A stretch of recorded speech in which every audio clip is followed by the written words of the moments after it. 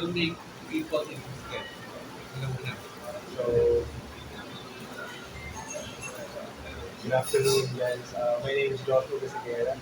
I used to be a college athlete in the College of St. David Blazers in TAP. So I used to be a middle blocker, played in the NCAA for 3 years. Also, I am a father of 1-year-old boy. And ayun, if mga bonus stuff lang about me. I won my last modeling competition in 2019 or 2020, Global Asian Model, and I'm set to represent the Philippines also in Global Asian Model International. But since the pandemic happened, we're not sure kung kailan yung competition na yun. But of course, we're always going to be ready to whatever challenges and competitions come up. Actually, Joshua, what course did you finish? I finished hotel restaurant and institution management in College of St. Took up hospitality management. The fine dining waiter, front desk, kinuha namin. Did it.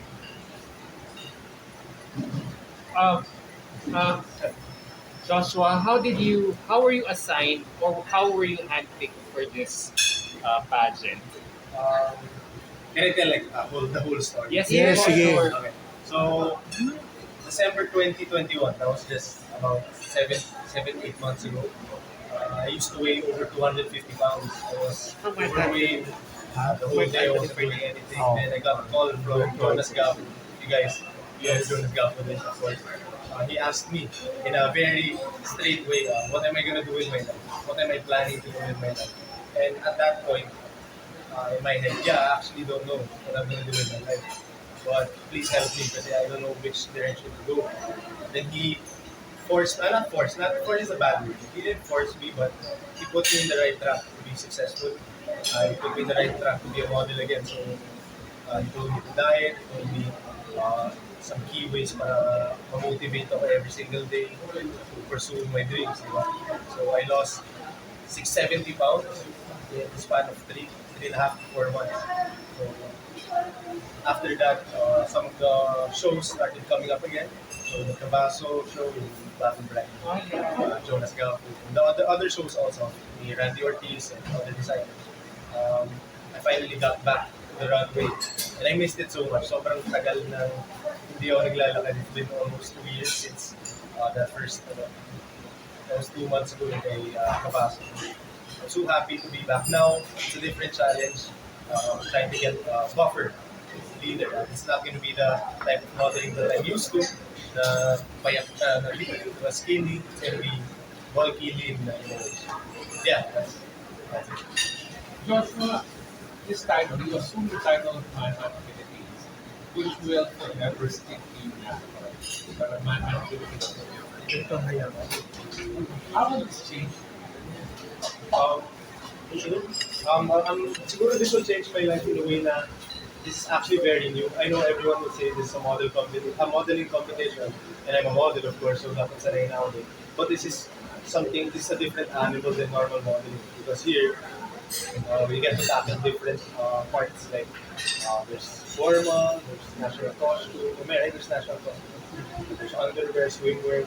The other pageants or competitions I did, some of those categories were there, like underwear.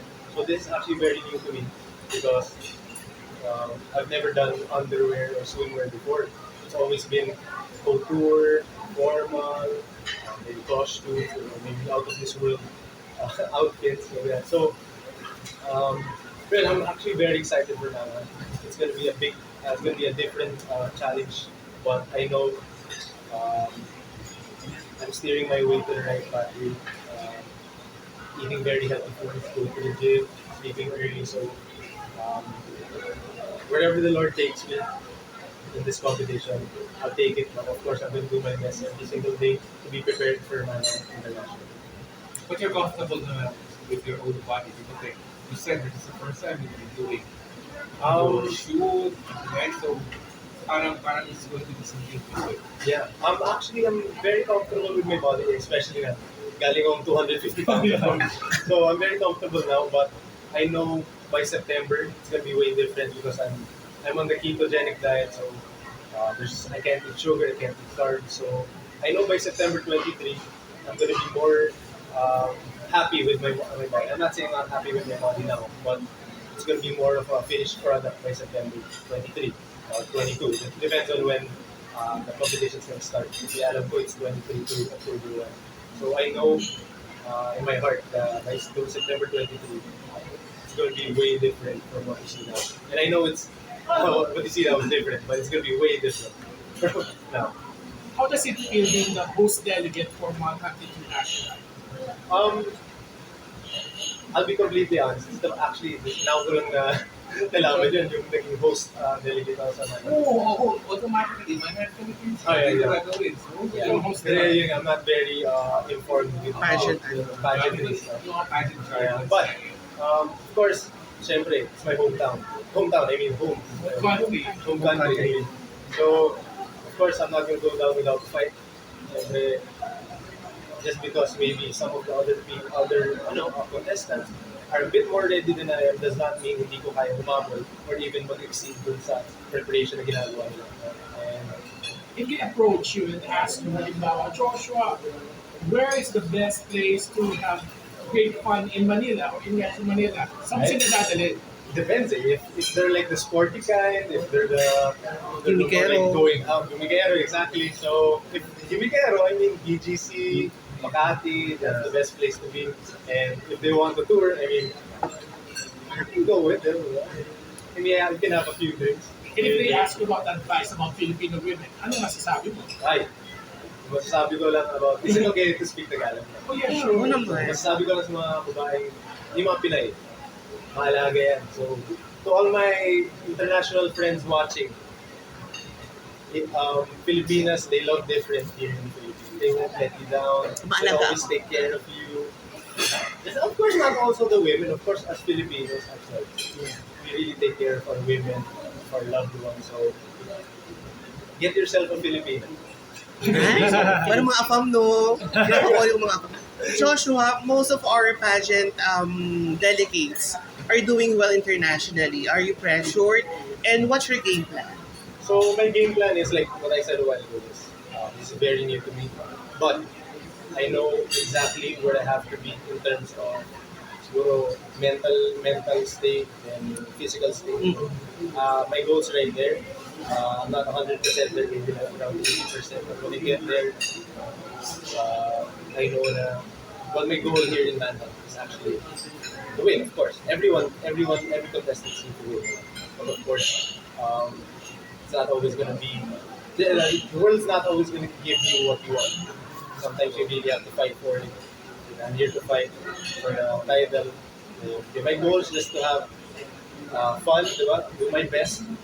If my best is not enough, I'll do better in other opportunities in my life. But of course, those other opportunities, mamaya pa yan.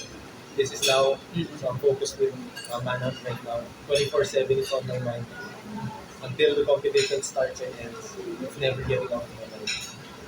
May idea ka na ba sa Manhunt International Pageant? Before sabihin sa'yo na ikaw yung representative? Yeah. Actually, si Dom Correia. Okay. He's Tama. actually a good friend of mine. We always go out and have a blast, work together.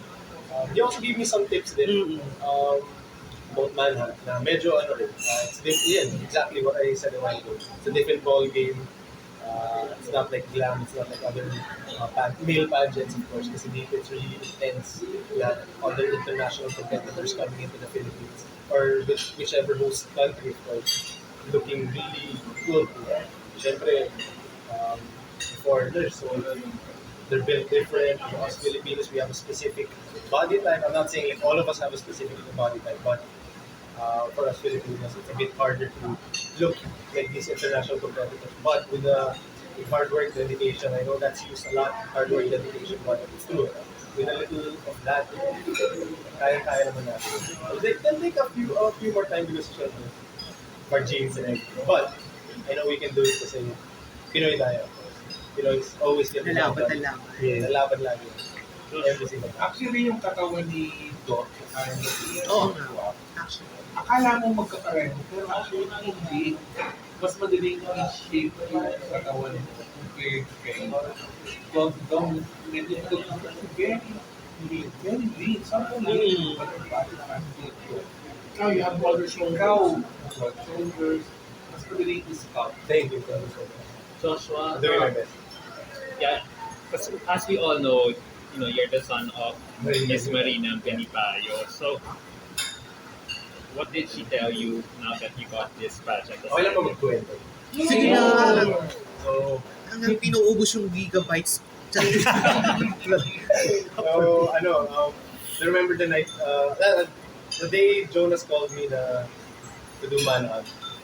I have to admit, petrified I was really scared kasi that time he called me, I was super skinny. I literally had no muscle in my body that time. And I didn't know what to do. So, syempre, he was the first person to call me. My mom, the legend. The legend. So I called him. I was expecting, no, Josh, do it. And, ma, sumali ako Manhunt, sinali ako ni Jonas. Sumali ka na! What's wrong? What's wrong? What do you look now, Joshua? So I sent her a picture of my skinny model face, di ba? Sabi ko, okay. Well, siguro ito, Josh, Manhunt. Medyo big event yan pagdating sa mga new models. If you really wanna win, if you really wanna get in there, you really wanna win, bro. You really have to put in the work, basically. Pero sinabi niya Tagalog kasi lagi win na Tagalog mo.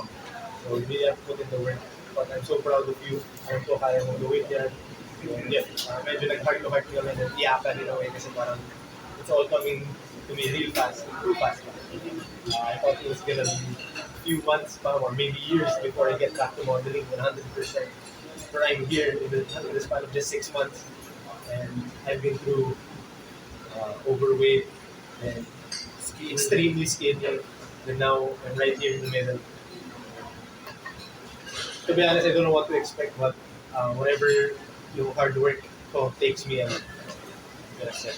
Okay, you've been modeling way before. Yeah, You've like- been chosen as a delegate for the Philippines. Eh. So, kagaya ng sinabi na your mom is the legend, Marina Benipayo. When you started modeling, ano yung mga first tips na nakuha mo sa mom mo? Kasi syempre babae siya, ikaw lang may modeling. So, ano yung first tips? Yung noon versus sa ngayon. Yeah. So the funny thing is, the tips she gives me now is still the tips she gives me. And the tips she gave me before are still the tips she gives me. Kasi you can never be perfect. There's always room to improve. And there's this one thing that she always notices every time I go fashion show. And I did, hundreds na already. She still notices it, even if I force myself to stand up straight. Of course, I'm a tall guy, di ba? So all of my family members, all my friends are a bit smaller. So you tend to stoop down. So syempre, if you stand up, it's gonna be harder for them to talk to you. I'm not trying to be, pero, so it kinda, in your head, di mo akalain na kumukuba ka. But you are. So every time I'm in a show, she asks for a video. Like, before you walk, give your phone to someone because they want to see you walking. So when she sees me walking, I think it's straight because in the video it's so straight. But then she screenshots me sideways. Then she grabs the part of my neck. That's kind of So very every time, every single time. mom. Yeah. There's actually 2-3 shows na literally I was super straight, but then she would say, "Why are your hands like that? Your foot. Just, don't be scared to walk normally. You're not a mannequin. You just walk normally. Walk normally, just straight body. That's it. Sagla. Every single time, that's it. And I always put a smile on. And I would tell her, "Ma, there's some shows where you can't smile." I don't care. What a smile? What kind of smile? Like a half smile. I go, okay. So there's this one show. I was like, Stopless. So it was supposed to be, I think it was back at the end or something. But we were our tops were off. We were supposed to stop. Then in the video, you could see everyone's putting on a top face, and my mom was watching. So I was the only one smiling. Dun sa lahat ng nakatop face dun. So I mean, that's just one memory na I have of yung mga tinutulong sa akin mo. And that'll always be here forever. And she'll always be there to tell me what to do better. your mom is a supermodel and then now you're competing to become a male supermodel. So paano napagtatay yung personal relationship mo sa kanya at sa mga professional advices na binibigay niya sa'yo? Inopen niya, sinabi ko na, Oh, relax. actually right now, kami ni Mom, we don't see each other like before anymore. More often. Siyempre, balik ko modeling na, then itong man, of course, keeping me busy. And of course, I have a son. And she has, artista na kasi siya. Tama. Yeah. So may mga dating. So I usually go to her every week for advice to life. Not just advice about it. Advice sa life. Kasi we grew up, she was a single parent. I just wanted to know more how to be a parent, how to be a better model. Now na siyempre mas kids na, kasi busy. It's hard to squeeze all that knowledge into a week or a day. So, there are some weeks na I wouldn't see her. So kahit middle of the night na, like 2 nights ago lang, called her middle of the night. She woke up, why are you calling me at 12 o'clock? Midnight. I just want to talk to you about yung Manhunt. So why? It's just new to me. I want to I just want to know where you are mentally when it comes to these competitions. And she says, I was always scared. It just didn't look like she was scared at the time. So, yung mga binibining Pilipinas niya, I think she did Mutia also. Sorry, I'm not... Binibining Pilipinas na Pilipinas. Yeah. So, he was Mahal, always... nag-world. Sino ba? Si Marisa. Oh, nag-Miss World siya! Nag-ano siya, na-appoint sa Miss World. So, hindi ako masyado sa accomplishments yun. Magkano pa backgrade ba ako sa mga...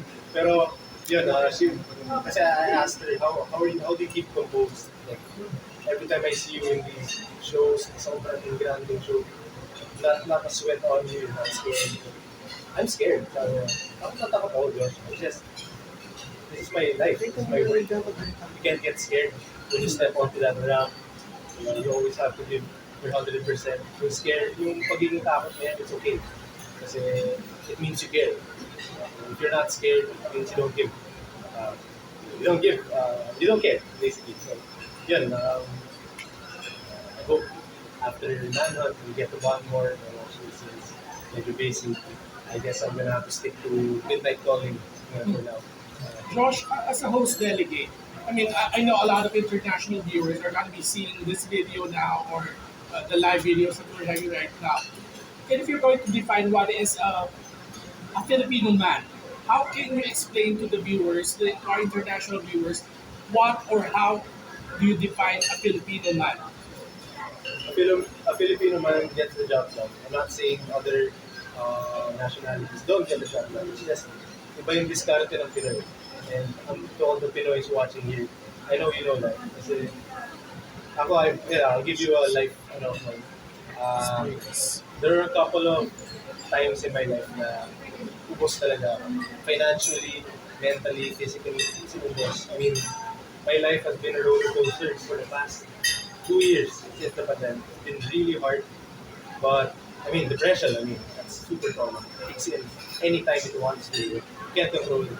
So, one thing I love about me being a Pinoy is even through all that adversity, or even through all that problems, I'm not gonna make the problems, I'm not gonna make the depression win.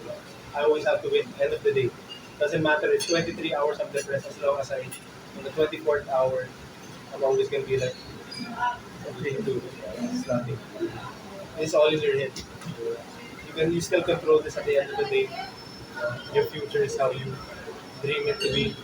Those dreams, and we don't all have the same dreams, but I believe that that specific dream that was put in our head was from God. So it's there, but if you don't put the work in, if you don't fight for it, it's just gonna be floating around in the middle, and nothing's gonna happen to it. So that's my mentality right now. I really don't want to go back to the days na medyo mahirap yung buhay. Because I've been, of course, I have a vision sa future ng anak ko. That's not gonna be it. Kamusta naman yung support ng girlfriend mo? Speaking of your girlfriend. Ayun, grabe yung support kasi 4 or 5 times a week from 8 a.m. to like 3 p.m. I'm gone from the house kasi I'm either at the gym, I'm either running a circle somewhere kasi jogging ako yung off days. So, she takes care of yung son namin. And yung son namin, sobrang kulit niya ngayon kasi he's about to turn 2. So, doon papasok yun. Tumatakbo na siya, sumisigaw na siya. Ganyan. And such a, such a, I'm so proud of her. She could do that without being controlling that little crazy little boy na just by herself. Kasi ako, I get home so tired. I wanna take care of, I wanna play with my son. I wanna do everything with them. But when it comes to preparation for Manhunt, talagang mauubos ko. Really, mapipiga ka talaga sa workout, sa diet, sleeping early, with them. Yung mag-ina mo, gising na gising pa, you have to say sorry. At 10 p.m., you have to say sorry. I have to sleep. Kasi I have early gym. Na-check mo na ba yung Manhunt Instagram, yung mga co-candidates mo? Na-check mo na ba yung mga makakalaban mo? Ganyan. I'll be honest, I've checked a few times. Sino kaya I just couldn't find the main Instagram account for the Kanila official, for this one. But I saw yung mga ibang Instagram pages naman before pa. Sila Dom, sila Okay. Paul. Pero yung mga makakalaban mo, na-check mo na ba? To be honest, me and Jonas Gaffy, me and Jonas Gaffy talk a lot. So he asked me every week, kamusta yung body mo, how are you mentally, tell me everything. And he would send me a picture, motivation basically. It's not motivational speech, it's not a voice message. It's a picture of this crazy buff guy. Kalaban. Yeah. And there's other guys who are skinnier, there are other guys who are round, bigger. Who are these guys that are sending, who are these pictures? Who are the guys in these pictures? Yan yung mga kalaban. Wow! First pageant. And I have to admit, there was one guy there. I'm not saying they're not impressive. All of them are very impressive. Alam ko, they put in the work for this competition. There's just one guy, I think it was Spain. He really stick out siya like a sore thumb, not in a bad way kasi he was huge. Like, boulder. Six-pack, boulder. Like, I'll be honest with you, he's the definition of manhunt. But, I know, he may be the definition of manhunt could be, right? But, of course, I'm not gonna let that slide. I'm not just gonna give it to him. Yeah, you can have it. You look like the point. You can have it. I'm not gonna do that, of course. Because I'm not gonna go down without a fight. I'm not gonna go down without swinging myself. Of course, it's gonna be hard. Why would I join this pageant if I knew I wouldn't get challenged? But I love a challenge. Nothing comes easy. So, I'm happy to be here. Joshua, you're more mature now, would you say? Yeah, I think I am. Of course, may masisingit pa rin na sobrang may mga kalokohan pa rin tayo. Not in a bad way na masamang kalokohan. May mga kalokohan tayo na of course, day offs natin. We have drinks with our friends. Or maybe at one time that you don't have anything on your schedule. So you just open up that computer, put up your phone, maglalaro ka ng online games, stuff like that. So, yeah, other than that, I think I've changed like 100%. So, I used to think of just myself 2-3 years ago. Now I have this whole little family now to think of. And when that happens to your life, you tend to kind of forget about your own goals. But it can't be like that. So you have to bring them with you sa mga goals mo. Slowly, I'm getting there to the part na parang kaya ko siyang balance. But I know I can. Yeah. I'm more mature. Mukha lang bata na. What would make Joshua speechless? Speechless. Gandal mo kasi. So, ano ko lang Actually, sagutin. Yeah. I'm sorry. So, what would shut me up, basically? No, speechless. I'm sorry, speechless in a way. It's really like overwhelmed or something that you cannot, not shut up, but speechless. You Something cannot that will put into overwhelm words. you. You can put Something that will make you talk. Siguro winning man.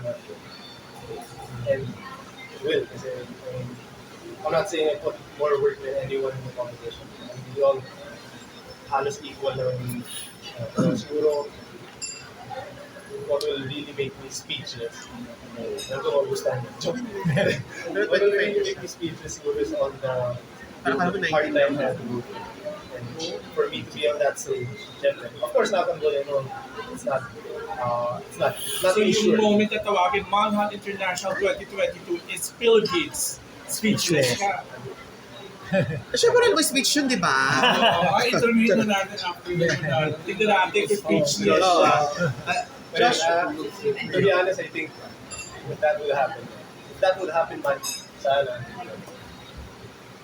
I wouldn't have the words to say anything, to be honest. But, siguro, how do you feel right now? I'll be like, I don't feel anything right now. It's overwhelming and everything. But syempre, So let's hope for that. let's hope for that. Joshua, I Require have a mo sa question. engineer of physiology. So yeah, I'm Amir. Sorry, I'm late from histology. I believe you did some research, right, about this is your first time in pageant or This is my second time. second time, and I suppose you've learned a lot of bad critics about male pageant. Like, I mean, do you know something about sa mga bad critics about Wala male siya masyado. pageant? Wala masyado. Wala siya masyado. actually, wala masyado. Wala ang Ikaw ang wala wala ang ang open. You have No, to I educate. hindi kasi di ba? Hindi niya nga alam yung ano eh. Yung I love background to ng learn. mga. Well, that's why I'm asking if you did your research about the pageants in male. You have at least you know the good and the bad side about it. But my question kasi is, if ever you know about bad critics, what is your idea of elevating male pageant? Innovative. Elevating. Innovating. It depends on what you said about the battle. We're talking about siguro judging within the competition, like judging, not judging like you score. Like maybe contestants judging other contestants, or maybe other personnel in Manhunt judging, or maybe harassing. Yeah, that's what. Actually, I want to show. I want to I'm sorry, harassment. I'm sorry, I was scared to say that. Yeah, it's okay. Mga ganon. So how do you what's your idea of elevating male Elevating. pageant? To be honest, there's some things kasi that are out of the participants' control. So right now, kasi participants, I'll put you guys in the mind of a participant. He's there to do the best he can. He's there. He's ready. He's worked how many months, years for what he looks like right now for the competition and all.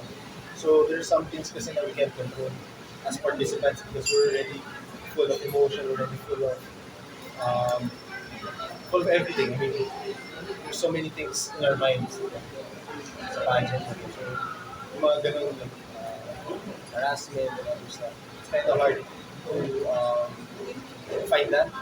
But that's where the association comes in to help us contestants also. Not just contestants. When we put you up there, bahala na kami yan. It's not gonna be like that. I think I know the industry has evolved past that. Because to be honest, I've heard a lot of people ganyan yung harassment before. Like, early 2000s, mom, yung time yung mom. So right now, Hindi ka ba natakot, mga ganon? May experience ka na ba sa harassment? harassment. Or siguro mga ano yung tawag nun, yung indecent proposal, mga ganon. Yeah, of course. Okay. Never know. How do you handle it? Like, Just like the one from Iloilo, I got mad, of course. I mean, who wouldn't? If binastos ka. so walang chance si Edge. Hindi mo ako namaharas. Siguro naman, bibigay naman siguro siya. Kusa naman siguro siya. Actually, what happened to you was not harassment, but more of cyberbullying or Cyber. cyber. Now, of course, everyone has their own opinion. Everyone has their own speed. They can see whatever they want. But for me, cyberbullying, harassment or whatever. Just do you. I mean, sometimes. No, kasi generally, ang tingin sa male models or male pageant is neat, Yeah. eye candy. So, for sure, in the world of pageantry, madami tayong members of the third sex na talagang gagawa ng paraan to get what they want. So, how do you handle such things in the industry? Modeling and in pageantry. And with a mom like And with a mom like Yes. Siguro just, I mean, no offense to the third party. Yeah. Actually, LGBT communities. I love what all of you are doing, di ba? Pero, ano, just for me, as a male model, and to other male models, di ba? If you're not comfortable with it, um, saying no is not a bad thing. It's not offensive unless the other party thinks it's offensive. Just say no the right way. Um, if you came into this industry looking for work, looking for an opportunity, and you find yourself in a situation na gano'n, diba? And uh, you're not comfortable with it. So, there's some kasi, diba, hindi natin masabi talaga. Bilog ang bola. Diba? There's some models kasi it's fine, there's some are hindi. But to those who are not comfortable with it, no, it's a polite word. It's not like minumura mo yung tao sa mukha o sa mga tao. Ginagawa mo, klase ng tao ka. It's not like that. Just no. No means no. Diba? Both of you respect each other. You say that, you're done. Last question for me. Um, your mom, Marina Benipayo, is considered a legend in modeling, or she's considered Philippine supermodel. As you're considered now a royalty in modeling in the Philippines, how does it make you feel? And is it more of an advantage or a disadvantage for a Joshua de Sequera? Of course, I'll be real. It's an advantage to have Marina Benipayo as your mom. This, I'm not gonna lie about it. But, syempre, mas maganda pa rin yung pag pinaghirapan mo. Kung saan ka nakita. That's why, before when I was getting into modeling, by the way, both of my parents are separated. So, uh, Model my din mom, ba yun dati? Naging model din ba Ay, yun? hindi. Okay. Well, and his mom is a rising actress. Oh, of now. course. Oh, mukhang mapalit na kay Shelby. Ay, Actress. that's Very actress. So, how was I? Sorry. Yes, is it an advantage or disadvantage? Advantage or disadvantage? It's an advantage, but of course, it's better to get an accomplishment by yourself. But of course, the situation go, it's kind of hard to do that because my mom's everywhere. Sa mga history, like everyone knows it. And that's not a bad thing. Siyempre, she earned that. Diba? But yung sa akin is like a few years ago when I was starting modeling, my mom was saying, wait, maybe you want, verifying mo yung last name mo. So maybe, complete together, diba? You're not gonna, Thank you. Ito sa Believes rito on you. yeah, but Joshua Benipayo. But to be honest, nung nag-start ako ng modeling, I chose to stick with my father's name, the Sequera. So, sa first 4 years ko sa modeling, no one knew who I was. They didn't even know I was Marina Benipayo's son. Until I tell them that I am. Kasi there are some people, syempre kilala talaga ako from pictures nila, they go up to me, anak ka ni Marina. Then other people will hear, anak ka ni Marina, kasi yeah, that's my father's name. Yeah. And that's slowly yung naging kasi ngayon talagang kahit Joshua de Sequera na ako, hindi Joshua Benipayo, kilala na pa rin ako as yung anak ni Marina Benipayo. But, I mean, that's not a problem at all because she worked hard for it. Diba? And yung part ng modeling journey ko, I also worked hard for it. Diba? Do you have brothers ba? Yeah, I have. I have a half brother and I have a full brother. And yes, si Mark, familiar siguro kayo. He used to model as well. Model din siya. Yeah, but he may mga pinagdaanan siya sa industry kasi medyo sayang. Ako siya Why dito. did that happen? Dito. So, dahil doon I got scarred, I would say for life. Dahil sa event na nangyari na yun. So, super okay with him not being a model anymore. He's super happy. Sharing our personal stuff. Bago na siyang girlfriend. He's so happy. So happy. My brother's happy kasi he hasn't been happy in a while. It's nice to see a smile on his face right now. A genuine smile. How do you prepare pala for the Q&A, question and answer portion? May question and answer po. Meron? Parang wala. Meron sila. Meron sila. Meron. Ito na eh. Oo, Sinasabi mo lang. So, We have. I-edit ko lang. Oo. Actually, I-edit ko lang. Joshua, kasi ako, nandun ako lagi sa Manhunt before. The only thing I can advise you is do good in sa preliminary. Preliminary. Yun lang talaga ang mag-matter. Prelims. Got it. Yes. May talent competition ba ang Manhunt? Alam ko meron. Talent competition? Wali. National costume design. National Alam mo, Meron Q&A dito. Meron ba? Mas maganda na yung mag-prepare siya. Find out. If meron man Q&A, I think I'm confident enough. Oo nga. Edit mo nga na. Paano sasagutin in 30 seconds? Ay, ako mahirap yan. Sabihin mo, baka pwede mag-dagdag sa one. Joshua, Do you have any idea kung sino gagawa ng national costume mo, ng suit? To be honest, right now, medyo ano pa kasi, tagal pa naman siya. I am not sure kung sino. But whoever designer naman does it, I think they're gonna do a good job. Joshua, bago actually na ano yung gigabytes ko, no? Oo, para maganda yung editing ko lang, no? Why should you win Miss Manhunt International 2020? I'll be straightforward. I should win because I deserve it. I've been through, heaven knows I've been through so much. From when I was born until now, I didn't join Manhunt. I didn't go through all that hardship, all that pain, diba? With suffering, pressure, for nothing. I'm not gonna go out of this competition empty-handed. That's actually nakakanin sa utak ko right now. I instill yan sa utak ko na parang, I mean, it's okay to lose, di ba? Losing, it's part of the process of learning. Pero, I mean, that doesn't sound right to me right now. And I really want to win. Siguro, the inevitable does come. Okay lang. It happens. You can't control anything. You just participate, you're doing your best. If your best wasn't enough, and you know you didn't do 100 million% best, there's always going to be the opportunities down the road where you can do even better than your last. So, yun yung sa akin. Joshua, mas matagal. Don't get me wrong, I want to win. I'm going to win. tanongin ka daw ng valid question. You need to ask a valid question. Right now, Okay, how much of a supermodel are you? And how much of a role model are you? I would say 50-50. Kasi 50%, yeah, it's my job. It's my job to look the best. My job to look fit in clothes. Kasi there were times na mahirap.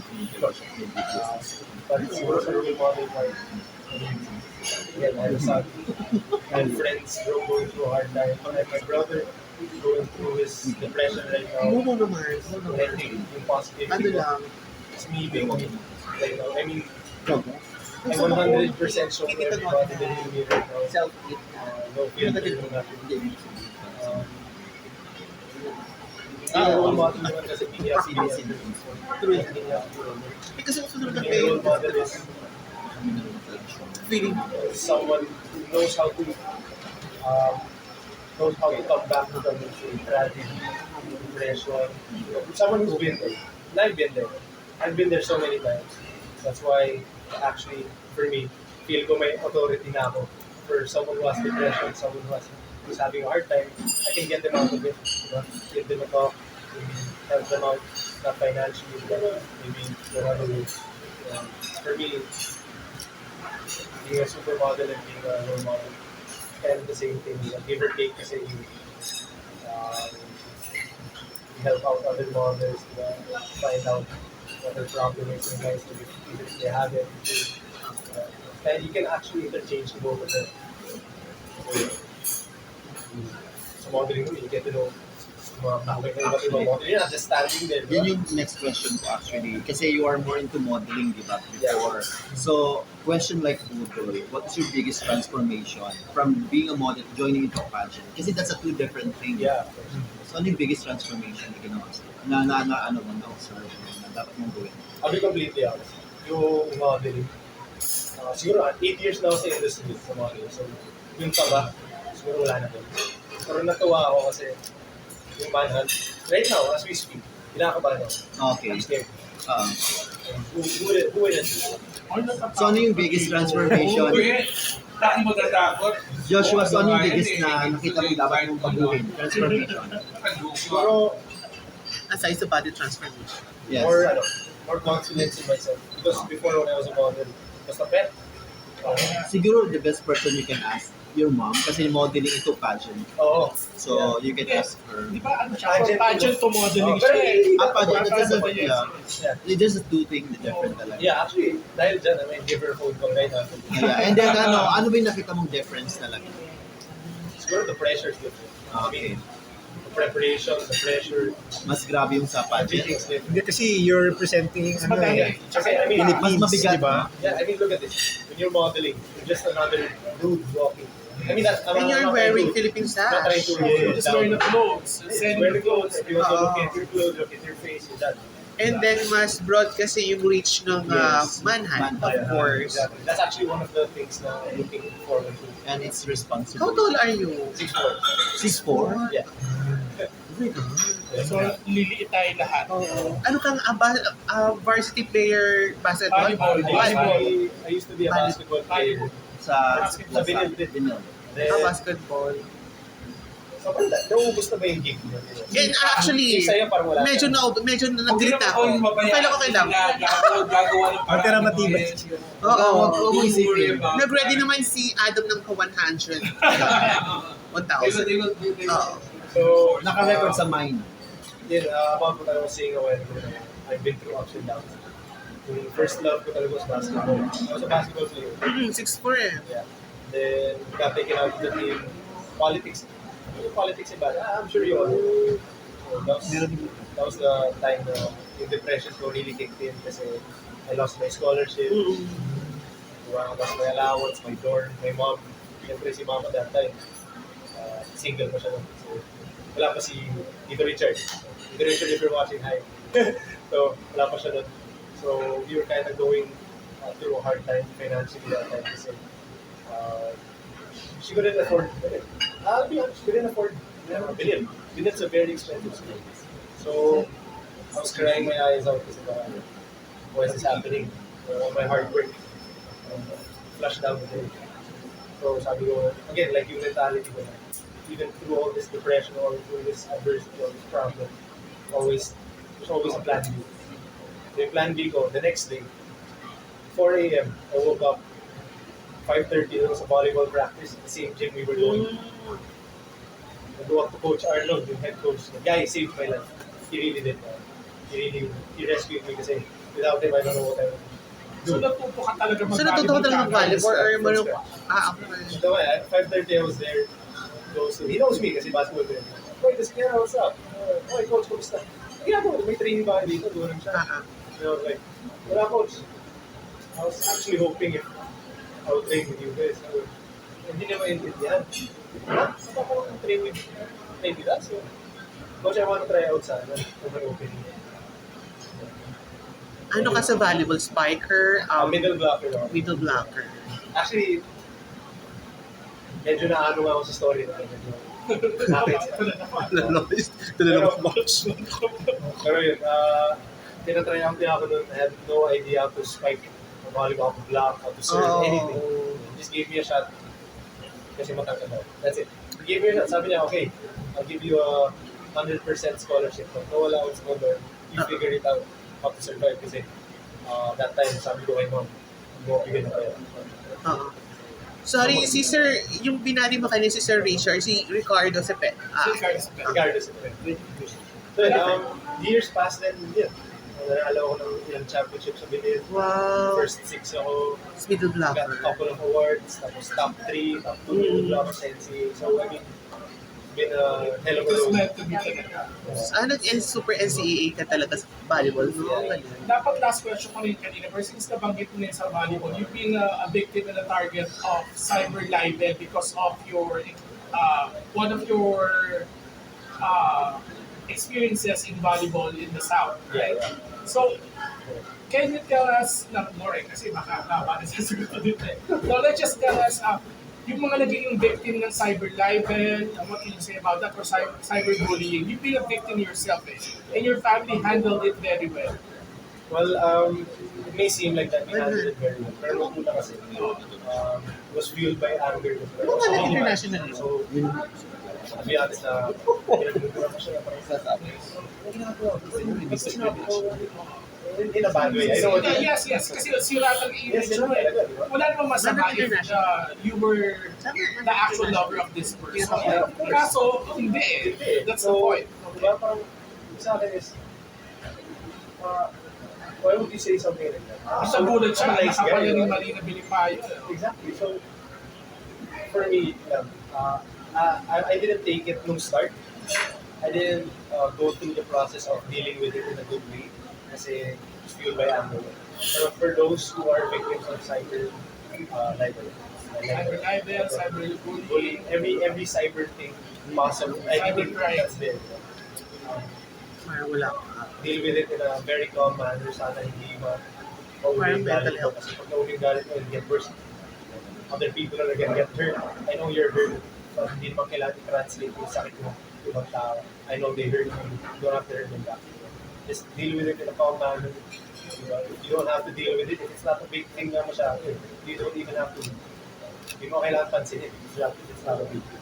Hindi ba dahil ngayong Manhunt Philippines ka nagtalong dadami yung matiklaim na ikaw ang kanilang lover? I don't know about that. Pero siguro yung sa akin is just gonna go about my day every single day. 365 days a year. I go about my day, do what I have to do. Siguro all the negativity, tanggalin na natin lahat ng positivity. Yan lang yung Positive na lang tayo.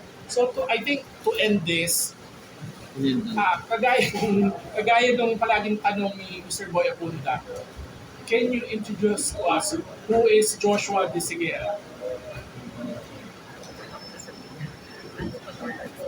Joshua De Sequera is gonna be the winner of Manhunt International 2022. I promise that. I'm just kidding. Wherever the dream takes you. So you're Joshua De Sequera. I'm just Sinabi kidding. mo eh. Walang bawi. Wala I'm just intro. kidding. Sure, yeah? Yes. Claim it. Okay, claim it. At kagaya ni Pia Worsbach, kliname niya she's Miss Universe 2015. So who is Joshua De Sequera? Joshua De Sequera is going to be the winner of Manhunt International 2022. Thank you. Thank you. Thank you, best of luck. Thank you so much, sir. Pero ito si Joshua, the reason why malalampasan niya yung mga problema, he's so honest. Sobra. Hindi, ano nga eh. Ito yan. At saka yung i-open up niya yung kanyang baby, first line pa lang ng introduction. Hindi ito magiging mental health victim. Ever. Kasi you share very easily. And then sa 25 years, so parang dami yung pinagdaanan din, no? And then, graduate niya. Actually, I didn't graduate. Okay. OJT 2 after that. Pero since nagka-baby ako, I had to stop to focus on his life and focus on my life. Kailangan mo work and everything. Oo. And, Wala na naman tinatago sa atin to. Ano mo na kayo na Diretso kayo. Are you more about it now before? So, anyway, At least good wala job. More about the Nangyari sa European. kaso, nag-apologize na siya. actually, yun nga. Kasi both the cameras are off right now. Si Mama took it to her own hands.